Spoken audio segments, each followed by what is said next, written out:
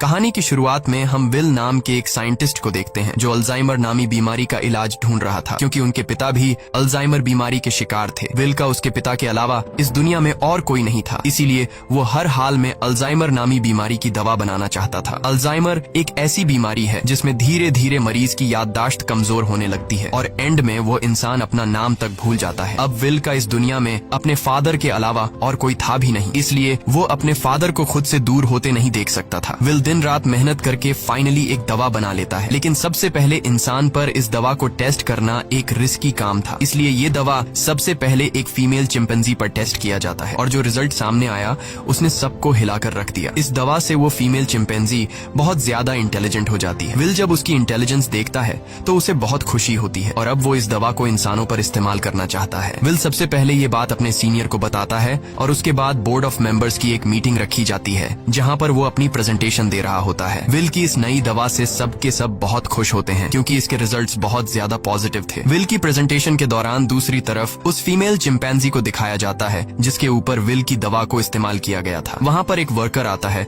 जो उसे वहाँ से दूसरी जगह शिफ्ट करना चाहता है, लेकिन आज उस चिंपैंजी का नेचर थोड़ा अलग था। वो उस जगह से दूसरी जगह शिफ्ट नहीं होना चाहती थी। जब वर्कर जबरदस्ती करता है तो उस चिंपैंजी को बहुत गुस्सा आता है। वो उस वर्कर का हाथ पकड़ लेती है और उसके बाद वहाँ से निकलकर चारों तरफ तोड़फोड़ करना शुरू कर देती है। वो काबू से बाहर हो गई और उस जगह पहुंच जाती है जहाँ पर बोर्ड ऑफ मेंबर्स की मीटिंग चल रही होती है। यहाँ पर विल चाहकर भी उसे कंट्रोल नहीं कर पाता क्योंकि ये चिंपैंजी बहुत ज्यादा गुस्से में होती है, इसलिए इस चिंपैंजी को गोली मारनी पड़ती है जिससे उस चिंपैंजी की मौके पर ही मौत हो गई। इस हादसे के बाद बोर्ड के मेंबर्स ने ये माना कि विल की दवा की वजह से ये चिंपैंजी एग्रेसिव हो गई थी और अब चिंपैंजी की मौत के साथ साथ विल का ये पूरा का पूरा एक्सपेरिमेंट भी पूरी तरह से खत्म हो गया है। बोर्ड के मेंबर्स ने लैब में रखे सारे चिंपैंजी को मारने का हुक्म दिया क्योंकि उन पर भी विल की बनाई हुई दवा का इस्तेमाल किया गया था। हालांकि विल अपने बॉस को कन्विंस करने की कोशिश करता है कि मेरी दवा में कोई प्रॉब्लम नहीं है, लेकिन उसका बॉस साफ साफ मना कर देता है। वो कहता है कि अगर तुम्हारी दवा में प्रॉब्लम नहीं होती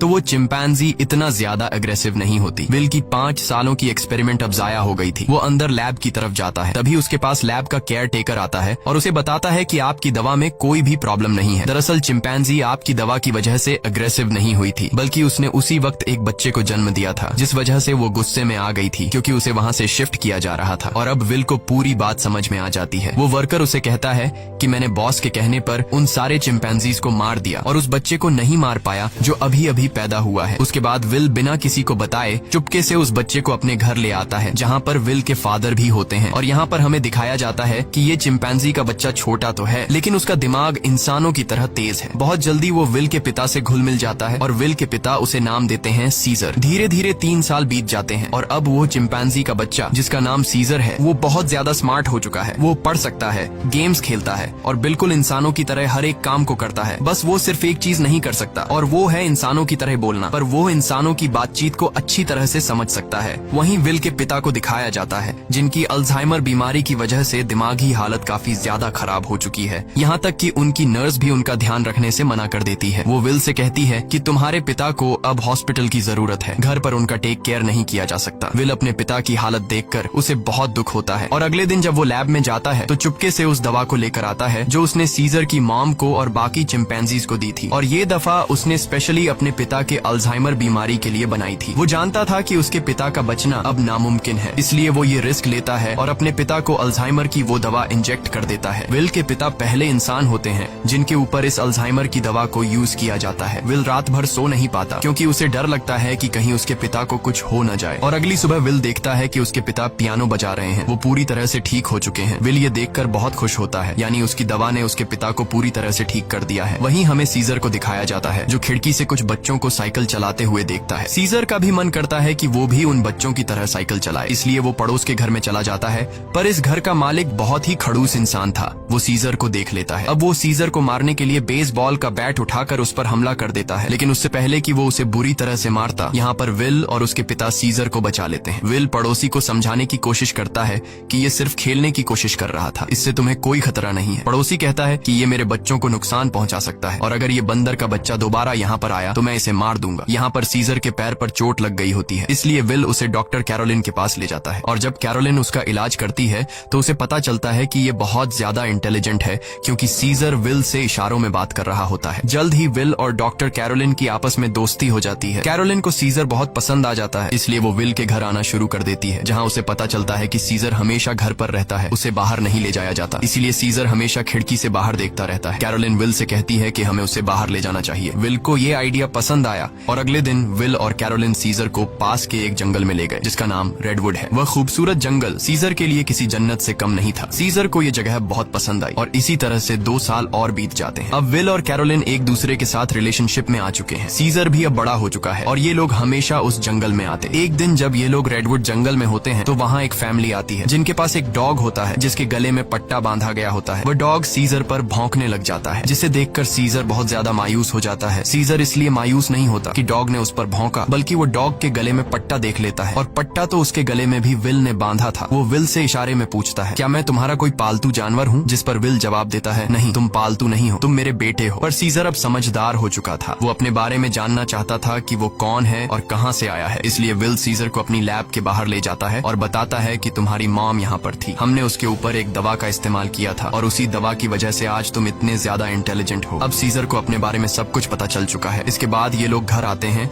जहाँ पर विल के पिता को दिखाया जाता है, जिनकी अल्जाइमर बीमारी अब वापस पहले जैसी हो चुकी है। वो चम्मच के उल्टे तरफ से खाना खाने लगा। विल समझ गया कि अब इस दवा ने उसके पिता के दिमाग पर असर करना छोड़ दिया है। इस बात से विल बहुत परेशान होता है और जब विल काम पर गया होता है तो विल के पिता का गाड़ी चलाने का मूड हो जाता है, लेकिन अल्जाइमर बीमारी की वजह से वो भूल चुके होते हैं कि गाड़ी को ड्राइव कैसे किया जाता है। जब वो कार स्टार्ट करता है तो उसे कार कंट्रोल नहीं हो पाती, इसलिए वो सीधा जाकर अपने पड़ोसी की गाड़ी को टक्कर मार देता है। पड़ोसी जब यह सब कुछ देखता है तो वो जल्दी से बाहर आ जाता है। ये वही पड़ोसी है जिसने कुछ साल पहले सीजर को मारा था और अब वो विल के पिता को कॉलर से पकड़कर गाड़ी से बाहर निकालता है, उन्हें मारने लगता है। तभी अचानक खिड़की से सीजर की नजर उन पर पड़ती है और जब वह देखता है कि उनका पड़ोसी विल के पिता को मार रहा है तो वह अपने आप को कंट्रोल नहीं कर पाता। वो बाहर आता है और उस पर हमला कर देता है। सीजर इतना गुस्से में आ गया होता है कि वो उस पड़ोसी की उंगली काट लेता है, जिसके बाद उनका पड़ोसी विल के चिंपैंजी सीजर पर कोर्ट में केस करता है। इसीलिए कोर्ट ये फैसला करती है कि अब सीजर को घर पर नहीं रखा जा सकता। तब यहाँ एनिमल कंट्रोल टीम आती है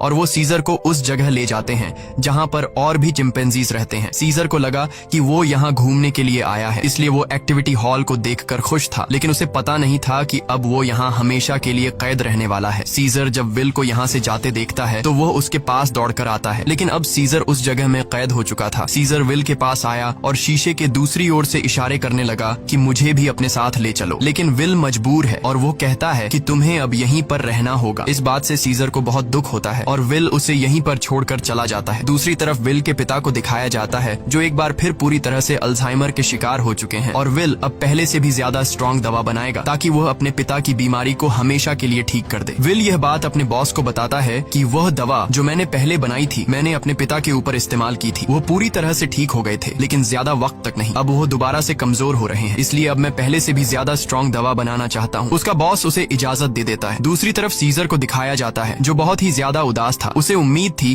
कि जल्द विल आकर उसे घर ले जाएगा। वो सामने की दीवार पर चौक से एक ड्राइंग बनाता है जो कि उस खिड़की का नक्शा था जिससे वो अपने घर से बाहर देखा करता था। वो अपने घर को बहुत ज्यादा मिस कर रहा था। इधर विल दिन रात कड़ी मेहनत के बाद वो दवा बना लेता है। अब इस दवा को एक चिंपैंजी पर यूज करने की तैयारी की जाती है और जब दवा को उसकी बॉडी में इंजेक्ट किया जा रहा होता है तभी प्रेशर की वजह से एक पाइप निकल जाता है। वहाँ पर उनका एक वर्कर होता है जिसका नाम फ्रैंकलिन है। दवा की कुछ गैस उसकी नाक के अंदर चली जाती है क्योंकि उसने मास्क नहीं पहना होता। हालांकि उस वक्त उस पर गैस का कोई असर नहीं पड़ता और यह लोग उस चिंपैंजी के बॉडी में दवा इंजेक्ट कर लेते हैं, जिसके बाद वो चिंपैंजी बहुत ज्यादा इंटेलिजेंट हो जाता है, यानी कि उनकी यह दवा भी कामयाब हो गई। इसके बाद विल और कैरोलिन सीजर से मिलने जाते हैं जिसे बहुत ही छोटे पिंजरे के अंदर कैद किया गया होता है। यहाँ पर सीजर के हाथ में चोट भी लगी होती है जिससे विल को बहुत गुस्सा आता है और वहाँ के गार्ड्स को धमकी देता है कि अगर तुमने इसके साथ कोई भी गलत सलूक किया तो मैं तुम्हारे इस जगह को बंद करवा दूंगा। विल के आने से सीजर बहुत खुश था क्योंकि वो समझ रहा था कि विल आज उसे घर वापस ले जाएगा, लेकिन विल उसे कहता है कि जब तक कोर्ट मुझे इजाजत नहीं देती मैं तुम्हें घर वापस नहीं ले जा सकता। जिसके बाद विल यहाँ से चला जाता है और सीजर बहुत ज्यादा उदास हो जाता है। उसे घर की बहुत याद आती है। यहाँ उसे गंदा खाना और जेल का स्टाफ उसके साथ बहुत बुरा सलूक करते हैं। जब विल अपने घर जाता है तो देखता है कि उसके पिता की हालत बहुत ज्यादा खराब है। वो उन्हें दवा देना चाहता है पर विल के पिता मना कर देते हैं। वो कहते हैं कि अब मेरा वक्त आ चुका है और उसके बाद विल के पिता की डेथ हो जाती है। विल अपने पिता की डेथ से पूरी तरह से टूट जाता है और अब सीजर के अलावा उसका कोई भी नहीं है। वो उसे अपना बेटा मानता है, इसलिए वो बहुत सारे पैसे लेकर उस जगह जाता है जहाँ पर सीजर को कैद किया गया है। वहाँ का जो हेड होता है विल उसे उन्हें बहुत सारे पैसे देता है और कहता है कि मैं सीजर को अपने साथ ले जाना चाहता हूँ। उस जगह का हेड इतने सारे पैसे देखकर विल की बात मान जाता है। विल सीजर के पास आया और उसे अपने साथ चलने को कहा, लेकिन सीजर दरवाजा बंद कर देता है क्योंकि अब वो विल के साथ नहीं जाना चाहता। हालांकि सीजर को विल से बिछड़ने का दुख तो था, लेकिन अब वो किसी का पालतू बनकर जिंदगी नहीं गुजारना चाहता था। वो अपने साथ साथ उस जगह में बंद बाकी चिंपैंजीज को भी आजाद देखना चाहता था, जिसके बाद विल को लौटना पड़ता है। रात को उस जगह काम करने वाले एक लड़के के कुछ दोस्त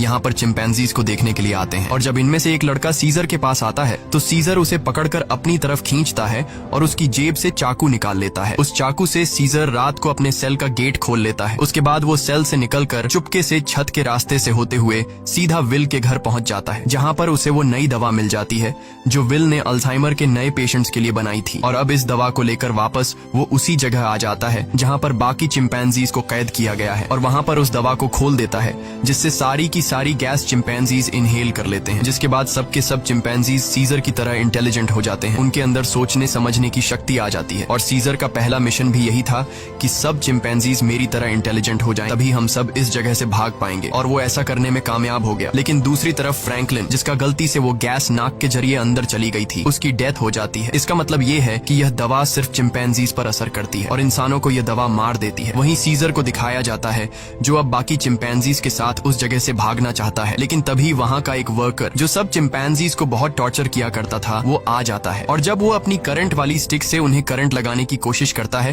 तो सीजर उसका हाथ पकड़ लेता है। वो कहता है कि अपने गंदे हाथ मुझसे दूर रखो और यहाँ पर पहली बार सीजर बोलता है नो। इसके बाद सीजर उसे पंच मारकर वहीं पर गिरा देता है और बाकी सब चिंपैंजीज को आजाद कर देता है। वो वर्कर उठकर एक बार फिर से अपनी इलेक्ट्रिक स्टिक लेकर उनकी तरफ बढ़ता है, लेकिन सीजर उस पर प्रेशर से पानी खोल देता है, जिससे उसे करंट लगने से उसकी मौत हो जाती है। इसके बाद सीजर सब चिंपैंजीज को लेकर पास के एक जू में पहुंच जाता है। वो वहाँ के सभी चिंपैंजीज को आजाद करके अपनी टीम में शामिल कर लेता है और अब ये सब के सब विल की लैब में पहुंच जाते हैं। वहाँ पर भी बहुत सारे चिंपैंजीज होते हैं, ये उन्हें भी आजाद कर देते हैं और अब इन सब की एक टीम बन चुकी है। वहीं विल, जिसे सीजर की बहुत ज्यादा याद आती है, वह उस जगह कॉल करता है जहाँ पर सीजर को कैद कर रखा गया था, पर उसका कॉल कोई रिसीव नहीं करता। इसलिए वह जल्दी से कैरोलिन के साथ वहाँ पर पहुंच जाता है। वो देखते हैं कि यहाँ पर तो एक भी चिंपैंजी मौजूद नहीं। तभी उन्हें एक जख्मी वर्कर दिखाई देता है। विल उससे पूछता है कि यहाँ पर क्या हुआ। वह बताता है कि तुम्हारा सीजर सबको अपने साथ ले गया और वह पहली बार बोला भी था। ये सुनकर विल बहुत ज्यादा परेशान हो जाता है और अब वह समझ जाता है कि सीजर अपने सभी साथियों के साथ रेडवुड जा रहा है, जहाँ पर बचपन में उसे ले जाया करता था। सीजर शहर के रास्ते से अपने साथियों के साथ आगे की तरफ बढ़ रहा होता है। रास्ते में एक ब्रिज आता है जहाँ पर पुलिस उनका रास्ता रोक लेती है और इसके बाद चिंपैंजीज और पुलिस के बीच में एक बहुत बड़ी फाइट होती है। हालांकि सीजर का मकसद इंसानों को चोट पहुंचाना नहीं था, बल्कि अपने चिंपैंजी भाइयों को आजाद करके उन्हें रेडवुड जंगल तक पहुंचाना था। उनके ऊपर हेलीकॉप्टर से हमला किया जाता है और जब सीजर को नुकसान पहुंचने वाला होता है तो तभी वहां पर एक गोरिल्ला हेलीकॉप्टर के ऊपर कूद जाता है और हेलीकॉप्टर को क्रैश कर देता है, जिससे उसकी जान चली जाती है। और तभी वहां पर कोबा नामी चिंपैंजी आता है। कोबा वही चिंपैंजी है जिसकी बॉडी पर लैब में एक्सपेरिमेंट किया गया था, जो उस आदमी को मार देता है जो हेलीकॉप्टर से उन पर गोलियां चला रहा था। यहाँ जब एक गोरिल्ला पुलिस वाले को चीरने वाला था तब सीजर उसे रोक लेता है, क्योंकि सीजर पुलिस वालों को रोकना चाहता था, उन्हें मारना नहीं। अब ये सब के सब ब्रिज को क्रॉस कर रेडवुड पार्क पहुंच जाते हैं, जहाँ पर विल भी कुछ देर में पहुंच जाता है। वो सीजर को आवाजें देने लगता है। इस दौरान एक दूसरा चिंपैंजी विल पर हमला करने वाला होता है कि तभी सीजर उसे रोकता है। विल सीजर से कहता है कि तुम मेरे साथ घर चलो, नाराजगी छोड़ दो, नहीं तो पुलिस तुम सबको मार देगी। सीजर विल को अपने गले लगाता है और उसके कान में कहता है कि अब यही मेरा घर है। और विल समझ जाता है कि सीजर को उसकी दुनिया मिल चुकी है, वह उसके साथ लौट कर नहीं आएगा। विल सीजर से कहता है ठीक है, ये तुम्हारी जिंदगी है, जी लो इसे। जिसके बाद विल सीजर को यहीं छोड़कर चला जाता है। अब सीजर और उसके साथियों की यह एक नई दुनिया है और सीजर इन सब का लीडर है। वहीं हमें विल के पड़ोसी को दिखाया जाता है जिसकी उंगली सीजर ने काटी थी और अचानक उसकी नाक से खून निकलने लगता है। दरअसल फ्रैंकलिन, जो विल का कोलीग था जिसने एक्सपेरिमेंट के दौरान गैस इनहेल कर ली थी, वो ये सब कुछ बताने के लिए विल के घर आया था। लेकिन विल घर पर न होने की वजह से फ्रैंकलिन उसके पड़ोसी के पास गया। अचानक उसे खांसी आई जिससे खून के छींटे उसके ऊपर गिर गए और अब ये भी उस वायरस से इन्फेक्टेड है। दरअसल ये एक पायलट होता है जो कि इंटरनेशनल फ्लाइट्स उड़ाता है। इसका मतलब ये वायरस पूरी दुनिया में फैला देगा, जिससे पूरी दुनिया बदल जाएगी, और होता भी ऐसा ही है। इस मूवी का सेकंड पार्ट 2014 में आया था, जिसमें दिखाया जाता है कि वायरस को फैले हुए आज 10 साल हो चुके हैं और दुनिया से इंसानों की बहुत बड़ी आबादी खत्म हो चुकी है। जहां एक तरफ इंसानों की आबादी कम हो रही थी, दूसरी तरफ चिंपैंजीज की जनरेशन बढ़ती जा रही थी। ये सभी उस जंगल में पूरी तरह से फैल चुके थे और वो सभी अब पहले से भी ज्यादा स्ट्रांग हो चुके थे। यहाँ हमें सीजर को दिखाया जाता है। वो अब भी सभी चिंपैंजीज का लीडर है और इस जंगल में सीजर का ही राज चलता है। इस जंगल में अब इंसानों का आना मना है। सीजर का अब एक बेटा हो चुका है जिसका नाम ब्लू आई है। एक दिन सीजर का बेटा जब अपने दोस्त के साथ जंगल में घूम रहा होता है, तभी उनके सामने एक इंसान आ जाता है जो जंगल में अपनी टीम के साथ हाइड्रो इलेक्ट्रिक डैम देख रहा होता है ताकि पूरे शहर को इलेक्ट्रिसिटी दोबारा से दी जा सके और ये डैम चिंपैंजीज के इलाके में है। अब वो आदमी जब सीजर के बेटे ब्लू आई और उसके दोस्त को देखता है तो वो बहुत ज्यादा डर जाता है और अपनी गन निकाल लेता है। सीजर का बेटा भी घुर्राने लगता है। वो आदमी डर कर गोली चला देता है जिससे सीजर के बेटे का दोस्त घायल हो जाता है। गोली की आवाज सुनकर सभी चिंपैंजीज यहाँ पर आ जाते हैं। साथ ही जिस आदमी ने गोली चलाई होती है उसके साथी भी आ जाते हैं